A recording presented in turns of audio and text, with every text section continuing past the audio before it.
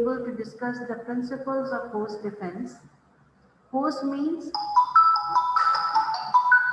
the human being which we are talking about, right? So host is the human being, and we are talking about the human host.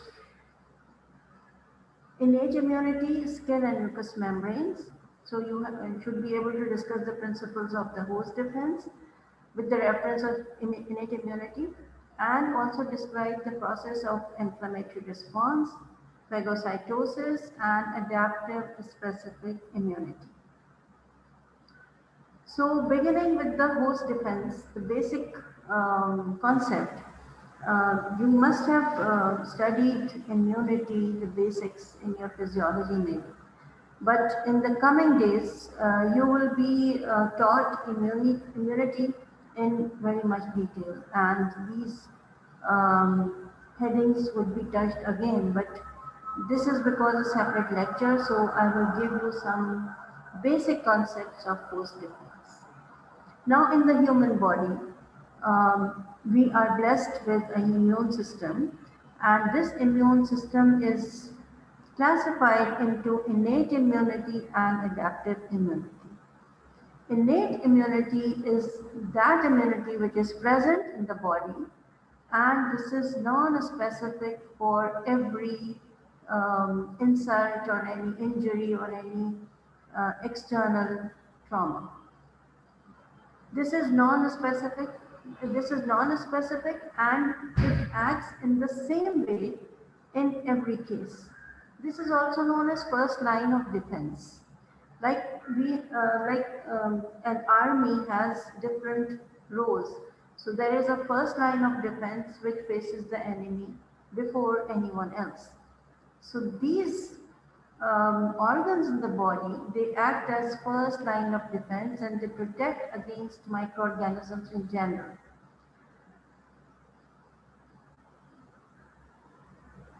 So the physical barriers such as skin and mucous membranes are the members of the innate immunity in the first line of defense. Whenever an external injurious matter or microorganism or any poisonous material, anything that is harmful to the body, or is it external to the body, comes to enter the body, these barriers, they are the first one to face it, and they try to protect the body from the external insult. So these are known as physical barriers like skin and mucous membranes. Then phagocytic cells like neutrophils, phagocytes, and natural killer cells. Then there are a set of proteins which consist of complement proteins, lysozymes, and interferon. And then the second class is the adaptive immunity. Adaptive immunity occurs when some injurious agent enters the body and the immune cells produced antibodies against it, and cell-mediated immunity is also activated. So the response is very specific. The antibodies are very specific for the external stimulus or injurious agent. It protects against a particular microorganism. So in the first line of defense, I'll quickly go through it because you have this concept that skin, intact skin, not broken skin. Because if skin is broken, it should be protected through some bandage or some covering, because it is very liable to be attacked by the bacteria or viruses, and they can enter the broken skin. So intact skin and mucous membranes, antibacterial and antifungal fatty acid secretions are there that are secreted from the sebaceous glands of the skin, and they keep the environment acidic, and it acts as an antibacterial and antifungal agent. Phagocytic cells, they are ready to kill any invader in the body, neutrophils, macrophages, natural killer cells. Then a set of proteins that I told you, it consists of complement proteins that are produced in the liver, lysozyme, which is an enzyme, and it breaks up the bacteria when they enter the phagocytic cells, and interferon, which is also a protein, and it is also antiviral in nature. Then the respiratory tract is also armored with a protective mechanism, the mucociliary apparatus. The cilia in the respiratory tract, they beat in a certain direction and they derive the mucus trapped bacteria to be expelled by sneezing or coughing. Alcohol, cigarette smoke, and viruses damage this first line of defense. So, in smokers and alcoholics, bacterial infections are very common. Then, alveolar macrophages, lysozymes in the tear, mucous membrane in the mucus, hair in the nose. Hair are also protective, and the cough reflex. They prevent aspiration of injurious agents into the lungs. Defensins are certain proteins that are highly positively charged cationic peptides, and they create pores in the membrane of the bacteria which kills them. So the human body is blessed with a very strong protective mechanism through the immune system. In the gastrointestinal tract, there are certain enzymes that they are hydrolytic in nature, and this acid in the stomach, various degradative enzymes and macrophages in the small intestine, they are also very protective. The normal flora in the body that we discussed before in very much detail, it is also very protective for the body. It competes with the outer pathogens for the space and nutrition in the body. It does not let them take the space on the surface of the skin or inside the body because they grab the place there. So they are found on the skin, gastrointestinal tract, eyes, external ear, and oral cavity. Vagina of the adult women is protected by the low pH, and it is generated by a certain bacteria that are part of the normal flora, and they are called lactobacilli.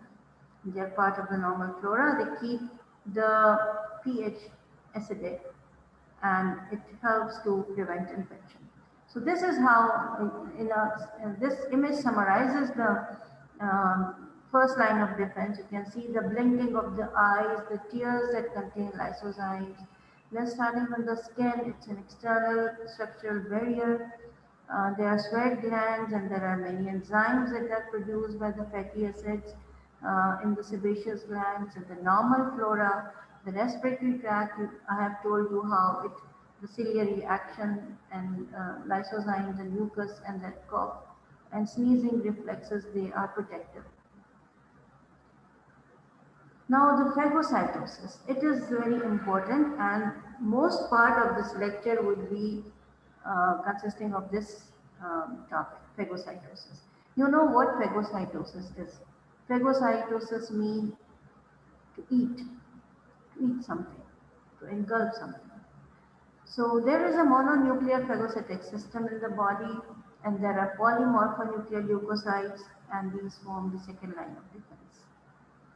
They are associated with inflammation, and in your pathology lectures, you must have done inflammation by now. You know that it is a protective mechanism in the body, and it occurs whenever any injurious thing happens to the body. Then there is an acute phase response in which certain proteins are formed quickly to control the infection. Opsonization is a process in which the bacteria are made tasty for the macrophages to engulf, and we will see how it happens. Then there is a process, it's a metabolic process which is known as respiratory burst, and it happens in the macrophages and phagocytes. During this respiratory burst or metabolic process, reactive oxygen intermediates are formed. And these consist of superoxide radicals, hydrogen peroxide, nitric oxide, and hypochlorite.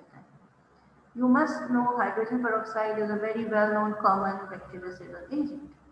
So during this respiratory burst, these reactive oxygen intermediates are formed to kill the bacteria. Then there is myeloperoxidase and lactoferrins. These are enzymes, and lysozymes also. So these all make the second line of defense, and they ready to kill the bacteria. So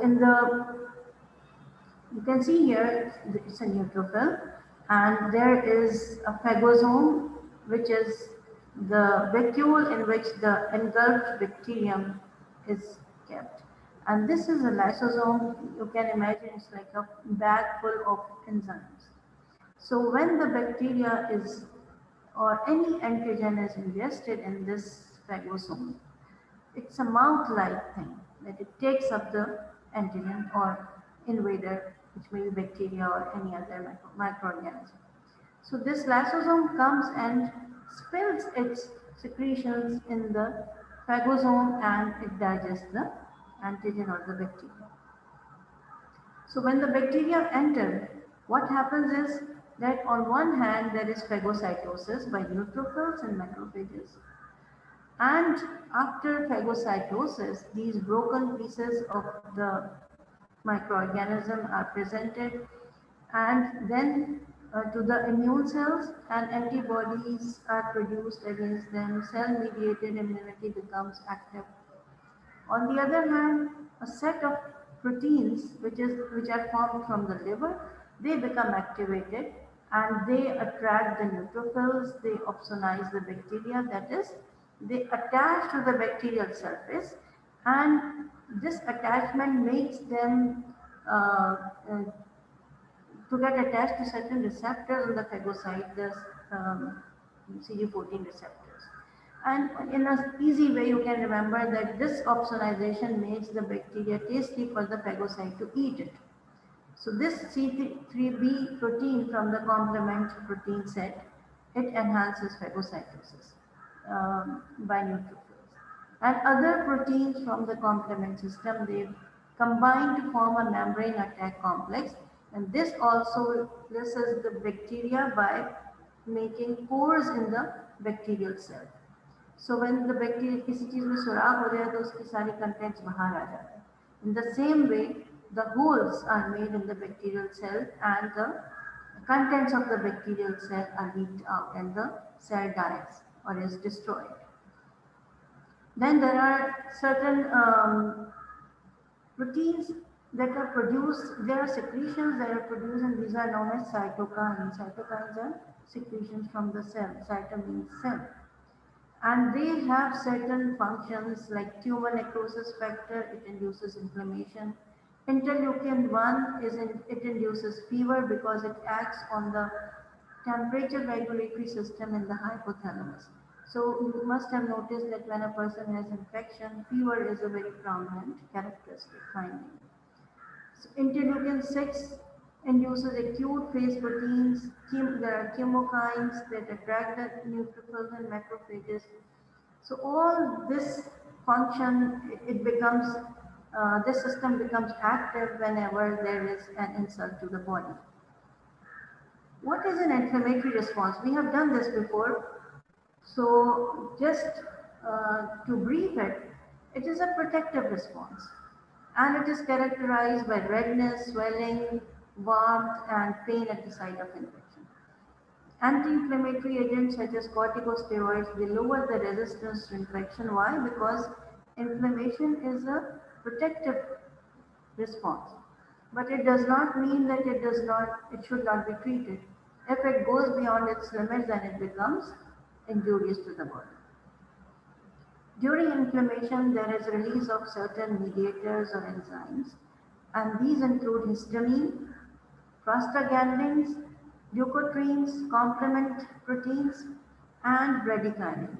Bradykinin is a very important mediator of pain. So the pain during inflammation is due to bradykinin. So you see here that this harmful thing enters the body. And what happens is that during this, all the system will become active. There will be swelling, there will be redness, there will be pain due to bradykinins. There will be a lot of secretions that are from those cytokines. And you can see here that the cells of inflammation are coming and gathering at the site of the harmful thing or where there is infection or inflammation.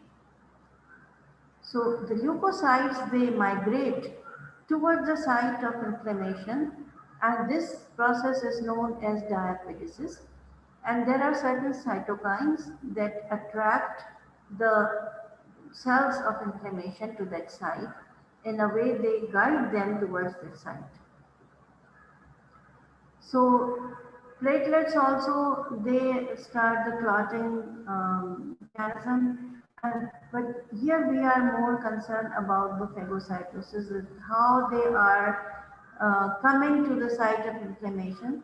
The cytokines, the secretions from various cells of immunity mechanism, they signal the pathway to the injury site, just like a guide or somebody um, guides some stranger to a specific site.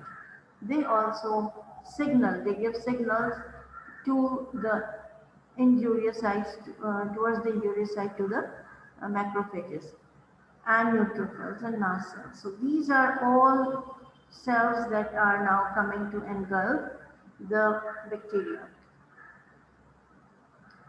Phagocytic cells are neutrophils, and they are, as I have told you before, that in acute infections or acute inflammation, neutrophils are prominent, and macrophages are prominent in the chronic inflammation and granulomatous type of inflammation. Then there is tumor necrosis factor and interleukin 1, which is also produced by the macrophages.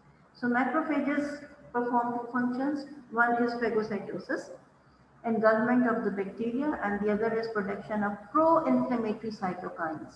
Cytokines are secretions from the cells of immune mechanism, and these pro-inflammatory means before inflammation or in the initial phase of inflammation, the macrophages produce tumor necrosis factor, which is known as TNF, and interleukin 1, which is IL-1, and this synthesis of interleukin 1 is mediated by caspases in a cytoplasmic structure which is known as inflammasome. Here you can see this inflammasome is present in the cytoplasm, and this it mediates the inflammatory response to the injury. So this is how you can see the cytoplasm of the phagocyte. Acute phase response, what is this? Chemical mediators like histamine, prostaglandins, bradykinin, leukotrienes, these are set of proteins that are formed during the acute phase, in the initial phase of the immune response or host response towards an injurious effect. And in this lecture, we are basically focusing on the infection by bacteria. Acute phase proteins are produced mainly by the liver. Please remember this thing, okay? And C-reactive protein is a very important protein. This is called C-reactive because it binds with the carbohydrate in the cell wall of Streptococcus pneumoniae. So C-reactive protein is a very important protein of acute phase response, and this is also measured in case of severe inflammation and infection in the laboratory. C-reactive proteins or CRP levels are very important. Then mannose binding protein is also produced, and this binds to the surface of bacteria, enhances the activation pathway of complement that you will do later in detail.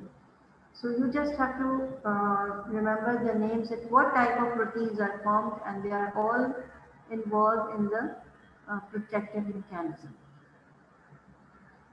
Very important point to note, lipopolysaccharide binding protein. Remember I told we discussed this thing and I mentioned this name in my previous lecture when we were doing the toxins. When the endotoxin is released after the bacterial cell is destroyed, there is a protein which is known as lipopolysaccharide binding protein in the blood, and it is an important acute phase protein. And it is produced in response to gram-negative bacteria. So it binds with the endotoxin. Interleukin 6 or pro-inflammatory cytokine is the main inducer of acute phase response and produced by macrophages also. Then there is gamma interferon. It activates the macrophages and enhances their microbial action. And this gamma interferon is produced by a special type of cells which are known as helper T cells. When we will do cell-mediated immunity, you will uh, be able to understand better about helper T cells. Chemokines are small polypeptides. They are produced by tissue cells in the infected area. Interleukin 8 is also a chemokine that attracts the neutrophils. Monocyte chemotactic protein and macrophage inflammatory protein. These proteins are attractants for macrophages and monocytes. And when we were discussing this phase, when I was telling you that cytokines, they signal the path to the injury site, these are these proteins that I am talking about. Okay. So what happens that there are on the bacterial surface, what happens that this complement proteins are activated, and I will not go into much detail because complement system you will be taught in a separate lecture, but just remember that complement proteins, they help to destroy the invading agent, the bacterium. Okay, so they help in various processes during inflammation. They cause vasodilatation, increase capillary permeability that leads to edema, and they also damage the endothelium, the inner lining of the blood vessels, so that there is edema. So in the process of phagocytosis, there are three main steps. Migration to the site of infection, and this is due to production of chemokines like interleukin 8, complement component C5a at that location. So when the phagocytes, they get the news that okay, there is some injury at certain site, they migrate towards that site. And then they reach there, they eat up the invading agent and kill it. Diapedesis is the term which is used for the migration of the polymorphonucleoside. These neutrophils, they are migrating towards the infection site.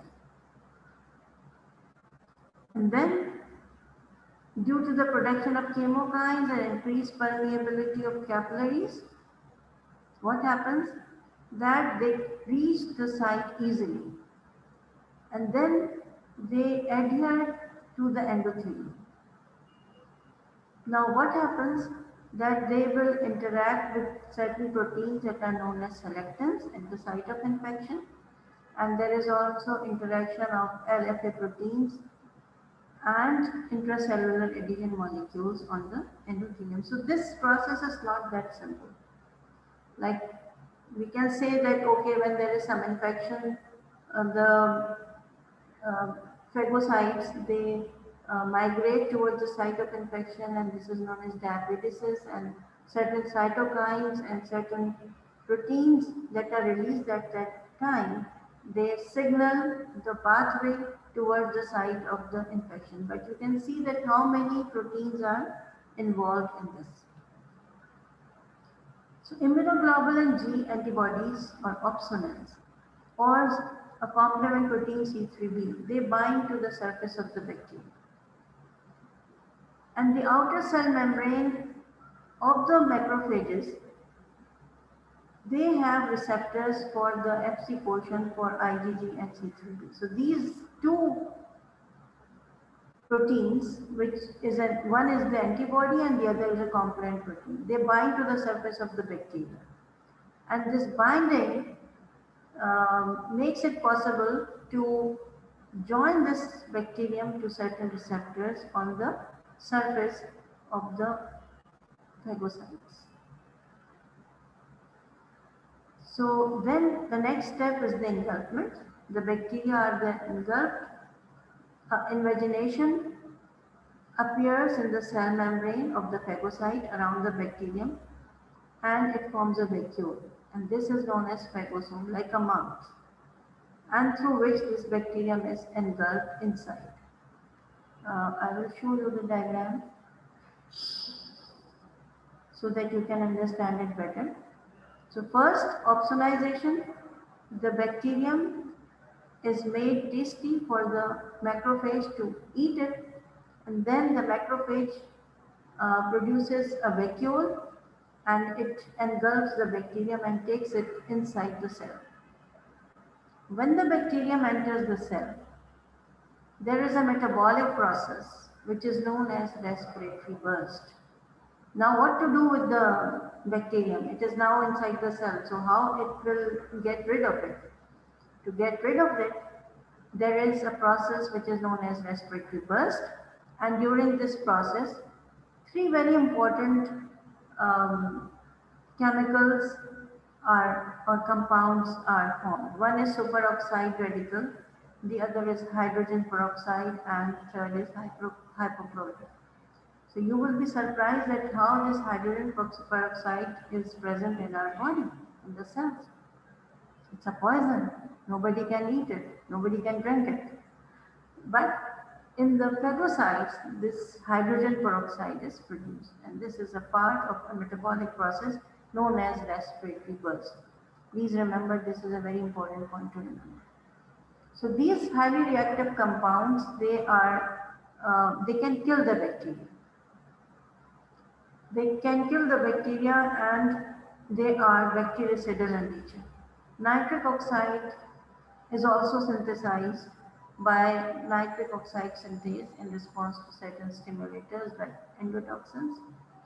And if it is overproduced, it causes hypotension, which is seen in circuit shock. Then all these metabolic products, they are now ready to kill the bacteria. Then there is a process which is known as degranulation occurs. So what happens in degranulation? That the granules or the lysosomes in the cytoplasm, they fuse with the phagosome and they empty their contents with all those enzymes. And there is one important enzyme, myeloperoxidase and lysozyme, and it degrades the contents in the phagosome. Myeloperoxidase is greenish in color, so sometimes the greenish color of a pus is due to this myeloperoxidase. Small granules contain lactoferrin and degradative enzymes such as proteases, nucleases, and lipases. Proteases break protein, nucleases break the nucleosides, and lipases break the lipids.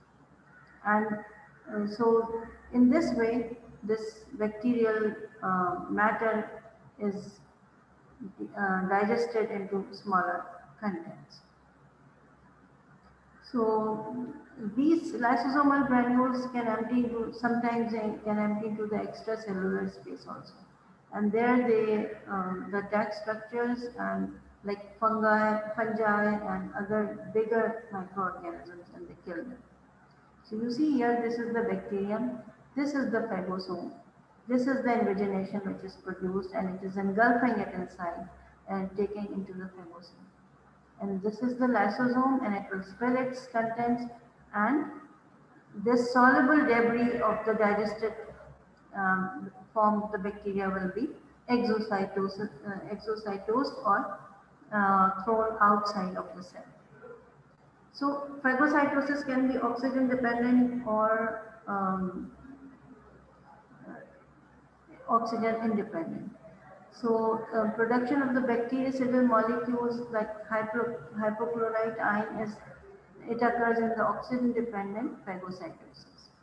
And the enzyme myeloperoxidase catalyzes the reaction, and hypochlorite is produced. Hypochlorite is the strongest bactericidal compound which is found in the phagocytes.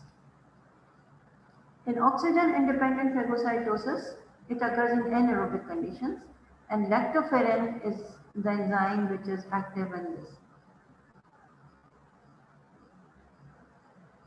So, if phagocytosis is defective in some person, like for example, myeloperoxidase enzyme is not produced, the respiratory burst will produce hydrogen peroxide and superoxide ion, but there will be two problems. If the organism produces catalase, like certain bacteria are catalase producing, so hydrogen peroxide will be ineffective.